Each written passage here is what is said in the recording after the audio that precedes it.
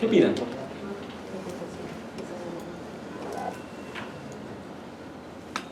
¿Ah?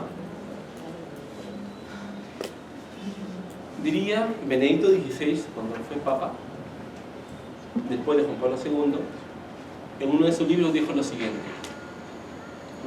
la tentación no es buena ni mala, solamente nos ayuda a poder comprender cuál es lo bueno e importante en nuestra vida.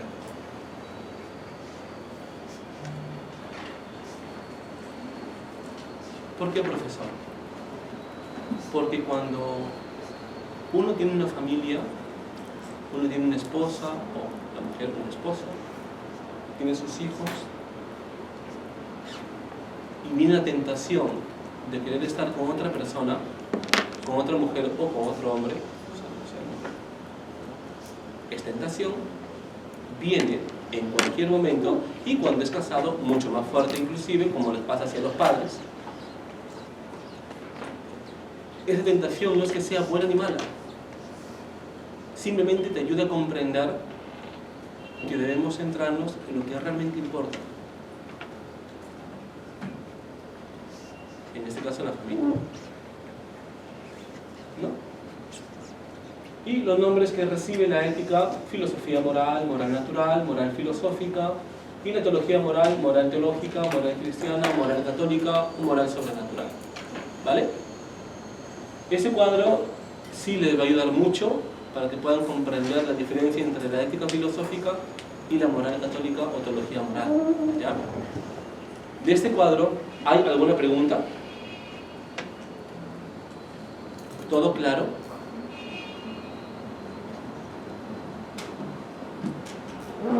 ¿Sí? ¿Todo bien? ¿Chicos? ¿Atrás también? ¿Sí?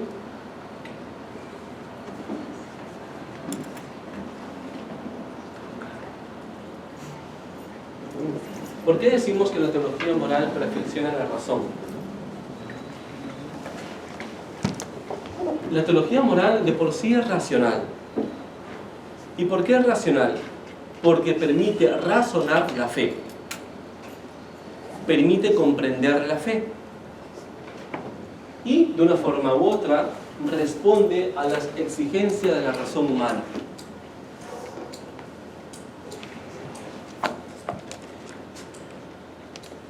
Los primeros hombres de la tierra, ¿no?, cuando tenían la experiencia de los truenos, de los relámpagos, del sol, de la luna, los cambios de estación, creían que era parte de un dios. Por eso salió, por ejemplo, los dioses nórdicos, que tenemos al dios del trueno, los que han visto los tenedores, ¿saben? Al dios del trueno, que es Thor. El padre de Thor, ¿quién es? Odín. Es una mitología nórdica, pero parte de una concepción deísta de la naturaleza. Tenemos a los incas, el dios sol. Entonces, el ser humano, desde su existencia, tiene la capacidad o la necesidad de tener un dios. Siempre. Lastimosamente, en el contexto en el que estamos, el Dios para muchas personas es el poder, es el dinero, es el placer. Mientras yo pueda sentir algo bonito, estoy bien. Cuando no sienta algo, estoy mal. Y por eso tenemos muchas personas actualmente con mucha depresión, mucha ansiedad, porque no encuentran una felicidad. Hasta que tienen poder, dinero, y recién ahí pueden ser felices. Y cuando no está, viene la depresión, viene la ansiedad, viene la tristeza y viene el suicidio. El mayor porcentaje de suicidios a nivel estudiantil en el año 2018, si no me equivoco, ¿saben qué país fue?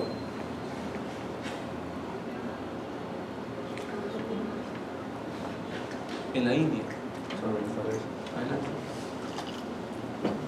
En en la India. La mayoría de suicidios a nivel empresarial, a nivel de altos ejecutivos, ¿en qué país se da? A nivel mundial.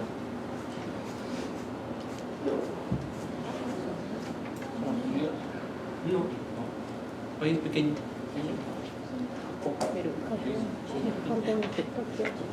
Japón. ¿Sí? Porque su Dios es eso, el poder y el dinero. Cuando no tengan eso, ya no tiene existencia su vida, no tienen un porqué. ¿Me explico? Entonces, de una forma u otra, la teología moral ayuda a comprender que nuestra vida es mucho más importante que eso. Por eso en la India que por las castas. ¿Disculpa? En la India por las castas. No, el suicidio en la India de los estudiantes a nivel universitario es por la competencia. ¿Han visto la película Los Tres Idiotas? Sí, sin duda. Muy bien, la he visto. 3 horas y media, bastante, ¿no? Sí, pura música la canción. Pero yo les recomiendo que la vean. Medio extraño el nombre, pero así se llama, Los Tres Idiotas. ¿Ya? Es muy interesante y es una crítica al sistema educativo hindú. ¿Ya? ¿Ok? ¿Sí? ¿Va muy bien? Voy a hacer así para que no se me duerman atrás, entonces.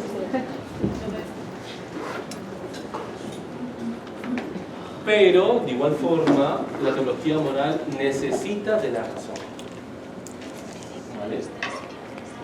Para hacer comprensible lo que Dios quiere de nosotros. Y por eso existen, por ejemplo, los exégetas. ¿Quiénes son los exégetas?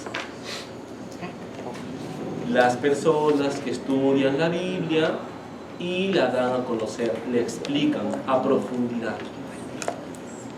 Por eso están las personas que estudiamos este tema de la moral católica. Porque a través de la razón explicamos lo que Dios quiere de nosotros. Lo que Dios quiere de cada uno de nosotros. ¿No? Y de igual forma, pues, la teología moral propone estas verdades que son generales y que ayudan a nuestra conducta. Profe, pero ¿qué pasaría de las personas que no creen en Dios? ¿Cómo podríamos hacer ahí?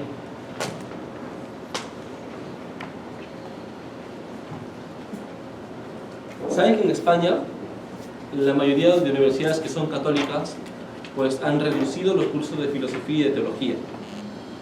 Tal es así que solamente lleva un curso de filosofía y a lo mucho, alguno de teología.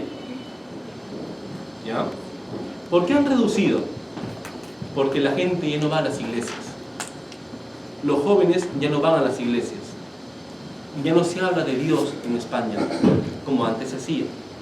Y miren que nuestra historia realmente fue abarcada por los dominicos. Desde la llegada de los españoles a América,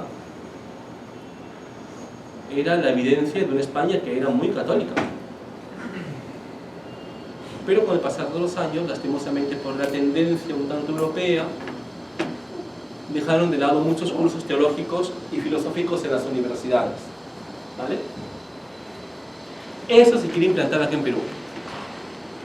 Tal vez así, la PUC, ¿sí la conocen? Dejó de ser católica. Y los cursos de filosofía son electivos. Es decir, si quieres, coges esos cursos, o si quieres, coges cursos de historia o de cultura, lo que tú quieras. Somos la única universidad a nivel nacional, y se lo digo con franqueza porque es parte de mi tesis de maestría, es una maestría en bioética y biojurídica, a nivel latinoamericano y europeo, que somos la única universidad que tenemos estos números de cursos para todas las carreras. Es la única. Ya hay profes que cambiar, hay que dejar solamente 2, ¿no? Podría ser. Profesor, ni la UDEC tampoco, o sea, la cantidad de cursos. ¿Cómo? O sea, ni la UDEC. No. ¿De qué? La UDEC. No, la UDEC tampoco. No. La UDEC tiene 3 o a lo mucho 4, no más. Ok, entonces, es la tendencia de ahora. ¿Qué nos toca hacer como parte de la fe o parte de la iglesia es poder seguir formando. Y por eso viene la pregunta, ¿qué pasa a los que no creen?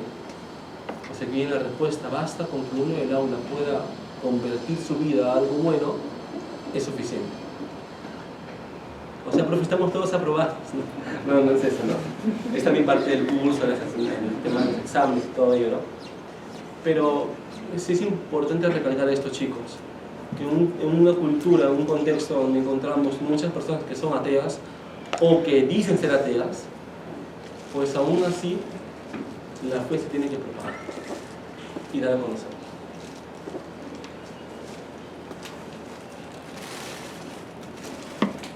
De igual forma, hay una comparación entre la teología moral y las ciencias humanas. Vamos a explicarlo con un ejemplo, ¿ya?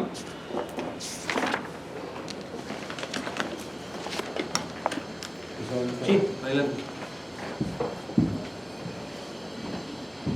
No recuerdo el año, pero un padre mexicano, más o menos en el año 2000, creo que 2016, 15 aproximadamente, redactó un libro denominado La Iglesia y los homosexuales.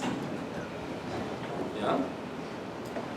Una pantalla, un libro donde estaba la imagen del Papa y también la bandera del LGTBI. ¿Sí saben de eso, no? ¿La bandera? ¿Sí? Bien. En un principio fue muy cuestionado porque parecía que estaba haciendo un favor a esa comunidad. Buenas tardes. Pero realmente el libro solamente trató de dar a conocer que la Iglesia no está en contra de los homosexuales y de las personas que abortan, las personas que se suicidan, las personas que defienden la eutanasia, también estarían en contra de la Iglesia. ¿Cómo poder comprender y dar argumentos en contra del aborto a la luz de la fe cuando hay personas que no creen?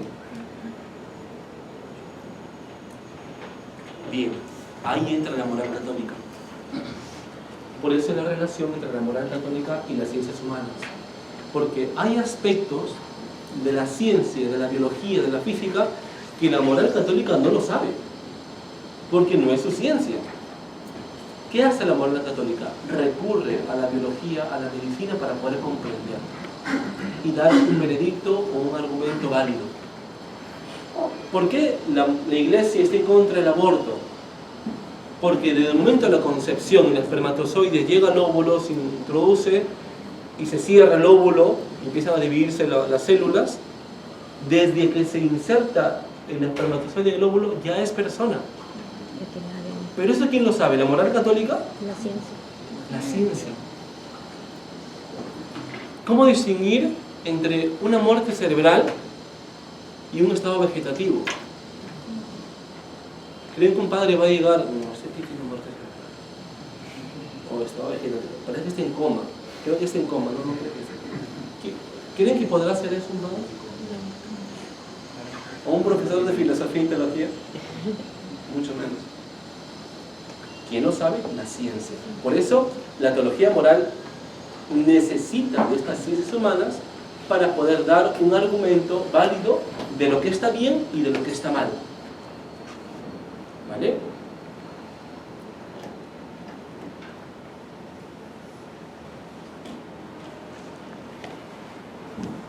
En el año 2020, en Ucrania, lo pueden buscar en internet, empezó la pandemia, ¿no?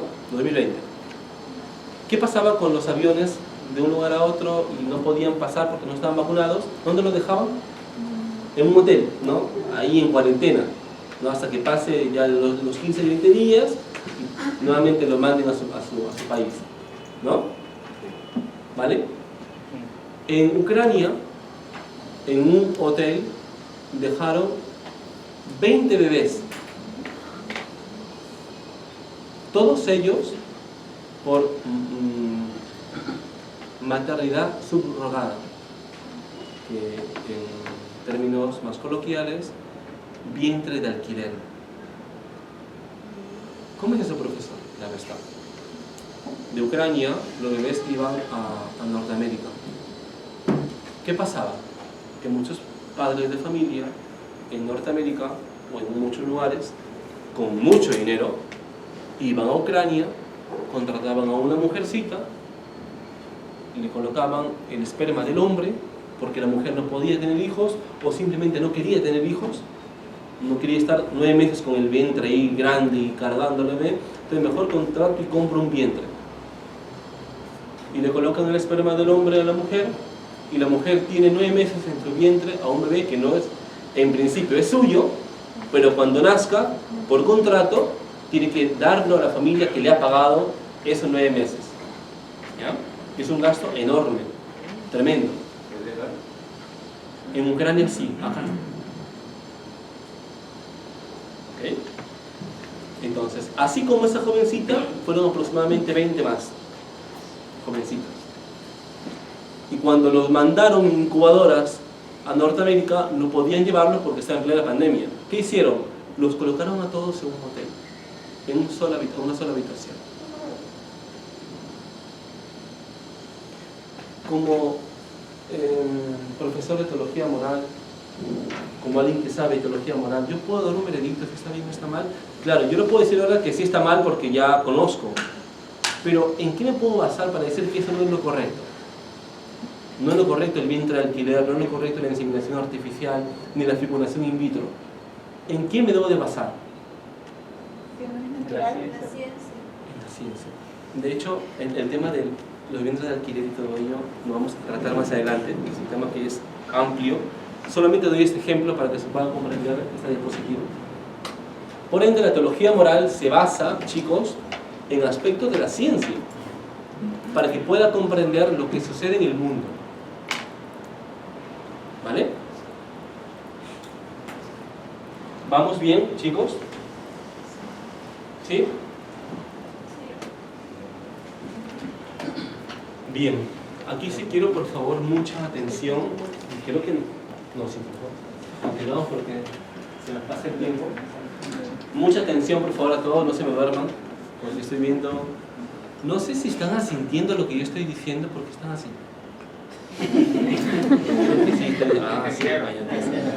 Sí están sintiendo lo que ya estoy mencionando, entonces sí es bueno. A ver, en la actualidad tenemos 3 tipos de falsas concepciones de la moral. ¿Ya? ¿Por qué falsas concepciones? Recomiendo que no estén con el celular, por favor, atrás, y vayan apuntando porque esto es parte también de una práctica que más adelante vendrá. ¿Ya? De la moral. Falsas concepciones de la moral. ¿Por qué existen estos 3 tipos? Vamos a ver. Una moral de actitudes. ¿Ya? Un ejemplo lo van a comprender. Tenemos al típico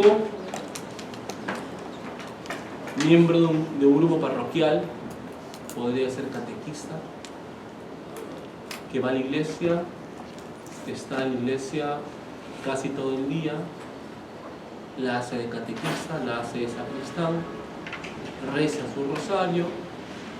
¿Podríamos decir que es una persona ejemplar? ¿Sí? Pero cuando llega a casa, no ayuda en casa, maltrata a los hijos, engaña a la esposa, no es leal en el trabajo. Una moral de actitudes. ¿Qué dice esta falsa concepción? Lo importante en la vida solamente es la actitud que tenemos ante Dios. Lo importante es el compromiso de fe y amor con Dios. El cristianismo no es que sea una norma para mí, no es que me diga, oye, esto no está bien o esto sí está bien, sino que es mi doctrina de salvación. O sea, si yo estoy en iglesia, me puedo salvar. ¿Vale? Entonces, si la opción fundamental es por Cristo, no se ha de dar importancia a las obras concretas. Es decir, si yo estoy todo el día en la iglesia rezando, entonces ¿para qué voy a ser bueno afuera? ¿Para qué voy a estar bien en casa, ser fiel a mi esposa? ¿Para qué voy a tratar bien a mis hijos? ¿Para qué voy a llevar dinero a mi casa? y preocuparme por los demás. Si lo que importa es estar con Dios. Les pregunto, ¿está bien esa actitud? No, ¿Por qué? Si está con Dios. porque no es congruente con lo que... Muy bien, esa es la palabra correcta. Coherente, coherencia de vida. Y esta moral de actitudes trata de evidenciar que en la actualidad tenemos muchas personas que no son coherentes con su vida y entienden mal la concepción de moral. Esta concepción de moral es la más común en personas que están dentro de la iglesia. Si bien es cierto, hay muchas que son muy buenas, que son coherentes con su vida, y eso está muy bien, pero hay personas que no. ¿Vale? ¿Se entendió esta moral de actitudes, chicos? Sí, pues. ¿Sí? Tendría un relativismo moral. Así es un relativismo moral clarísimo, Marcos. Clarísimo. Profesor, Sí. por ejemplo, una de las razones que yo considero que por las cuales mucha gente hoy en día de repente no congrega a cierto tipo de iglesias, ¿no? Por muy buenas que sean y prediquen la fe, yo creo que es justamente porque ya no se creen en los líderes que guían las iglesias. Y a veces, por ejemplo, en mi caso me alejaría mucho el ir y creer en alguien que está diciendo, porque en realidad la actualidad no te permite poder confiar en nada, pues, ¿no? Sí, sí te he escuchado por completo. Ahora tengo la respuesta.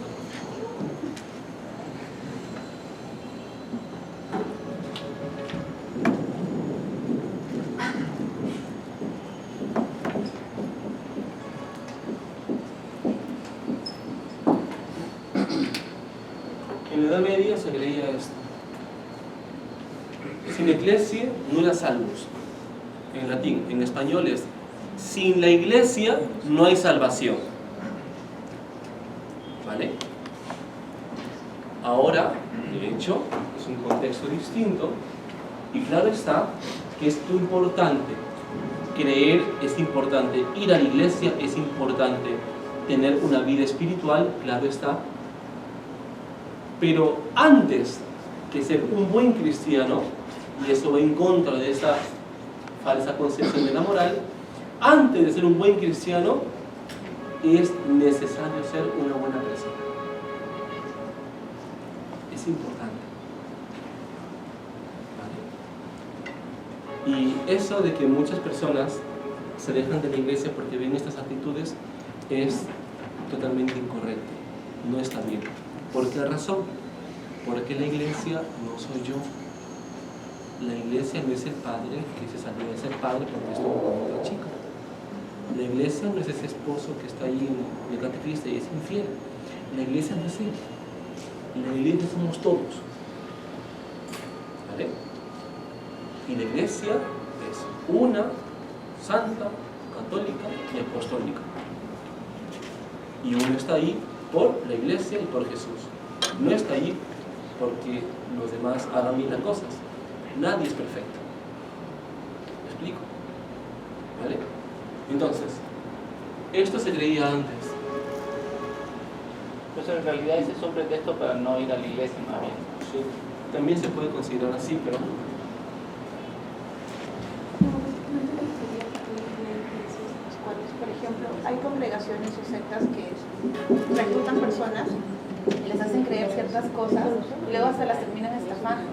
Entonces, si bien es cierto, la iglesia, o sea, vas tú y tú tienes que ser una buena persona, pero a veces como que prefieres hacer las cosas desde tu casa, porque puedes orar y leer la Biblia desde tu casa. Y puedes ser una persona conociendo que se rigen las cosas a raíz de Dios, o sea, también las puedes hacer desde casa. No digo de que no sea necesario, porque siempre es bueno convivir y estar bien con Dios, porque te da cierta paz, te da paz en realidad, pero hay situaciones hoy en día de que de una u otra forma conllevan a que ya no creas en algunas cosas. No significa que los que van están incorrectamente, porque para eso vas a una iglesia, para tratar de curarte o de estar mejor o de sanarnos las heridas o pecados que nos tenemos.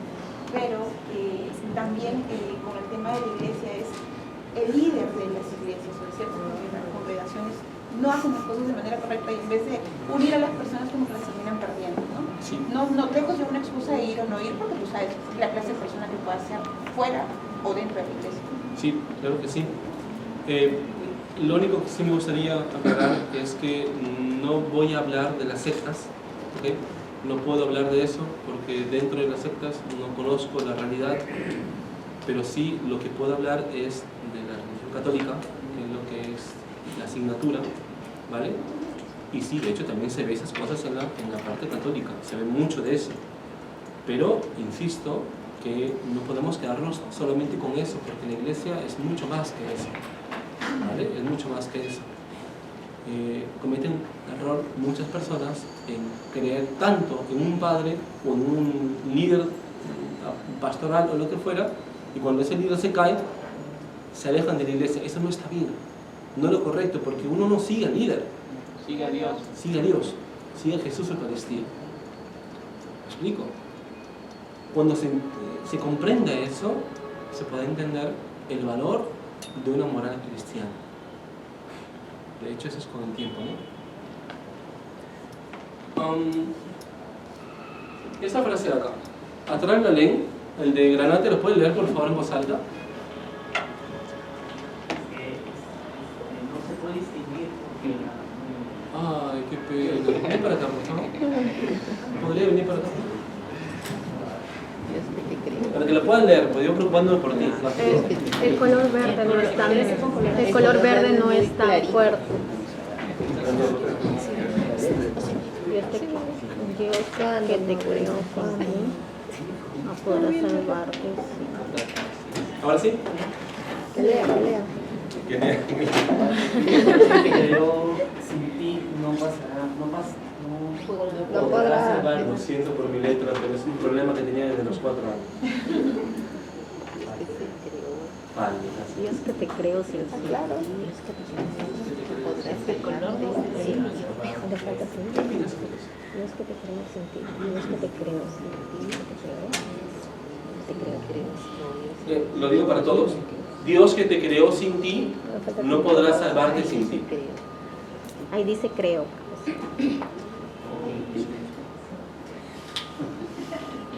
Listo. Gracias. ¿Qué opinas? Líbrame ¿Qué de opinas? ¿Quién habla? Ya, un segundo, ahora te doy la... ¿Qué opinas? ¿Cuál es tu nombre? Wilmer. ¿Llegaste a la clase pasada? Sí. Me parece. Bueno, yo creo que uno no va a poder salvarse de los pecados, obviamente, que tenemos por naturaleza, si es que no estamos con Dios, ¿no? En todo momento, ¿no? No solo decir, no, yo creo en Dios y conscientemente digo, creo en Dios, pero no lo demuestro en acciones, ¿no? Hay, por ejemplo, recuerdo lo que dijo el Papa Francisco de que hay personas que van casi todos los días a la iglesia y dicen, Dios mío, ¿no? Empiezan a rezar, a hacer muchas cosas, pero van a la calle o van a compartir con un compañero de trabajo o a su misma casa incluso y hablan mal de otra persona, actúan de forma indiferente. Entonces dice que si actúas de esa forma, entonces mejor no vayas a la iglesia, ¿no? Entonces, porque de esa forma estás engañando a Dios, ¿no? Y te estás engañando a ti mismo, ¿no? Porque estás actuando erróneamente, ¿no? Muy bien, excelente. ¿Sí? Dios que te creó sin ti, lo que su compañero también dijo, el libre albedrío. O sea, definitivamente Dios nos creó sin nosotros. Dios hizo el mundo de la nada. ¿Sí? Eso ya lo veremos más adelante con respecto al fin último. Pero no podrá salvarnos sin nosotros. Porque la salvación respeta nuestra libertad. Así como lo dije la vez pasada, porque si hay mucho problema en el mundo, mucho pecado, mucho sufrimiento, y es parte de nuestra libertad, ¿por qué entonces Dios no nos quita la libertad? ¿Por qué no nos la quita? Por el amor que nos tiene. Muy bien, porque con la libertad tenemos la capacidad de amar. Por eso no nos quita la libertad. Y sí, Dios nos creó sin nosotros, sí, pero tampoco podrá salvarnos sin nosotros. moral de actitudes. Vamos a la segunda, ¿vale? Moral de situación. La bondad o malicia no viene dada por una ley universal e inmutable, sino que se determina por la situación en que se halle, que es lo que está mal escrito ahí, halle el sujeto. ¿Ya? No depende de lo que se diga aquí en clase o de lo que la Biblia diga, no depende de lo que la fe diga ni la ética diga. Depende en qué momento tú te encuentres. Por ende, si estás aquí en Perú y sabes muy bien que hay una cuestión cultural, que hay que respetar a la mujer, pues es porque estás aquí en Perú. Pero si yo voy a la India, puedo cambiar mi chip porque estoy en un contexto distinto. Si acá no se ha aceptado la eutanasia en una pastilla, yo puedo irme a Bélgica y tomarme la pastilla y aceptar la eutanasia. ¿Cómo se le llama esto? Lo dije en la primera clase. Relativismo moral. Todo es relativo, no hay nada absoluto. Por eso, esta moral de situación niega toda cuestión absoluta de la moral. No hay algo dicho, no hay nada dicho. Todo depende en qué contexto tú te encuentres. Y lógicamente, eso también indica que va a depender el bien y el mal de cómo tú te sientas. No me refiero a cómo ustedes se sientan en la silla, sino cómo ustedes se sienten.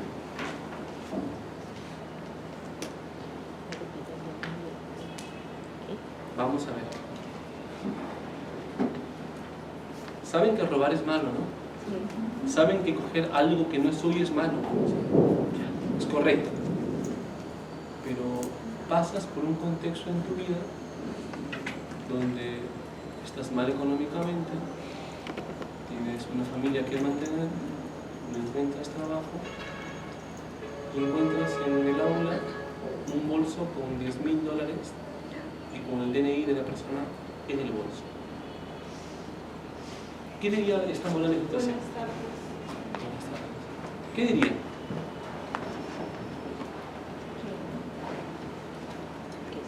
Es correcto que lo cojas, porque es como tú te sientas. Si tú sientes que es lo correcto en ese momento coger el dinero, cógelo, no hay ningún problema. Bote el DNI y ya está. Entonces, esa concepción absoluta de la moral de decir que coger algo que no es suyo es malo, se anula, se deja de lado.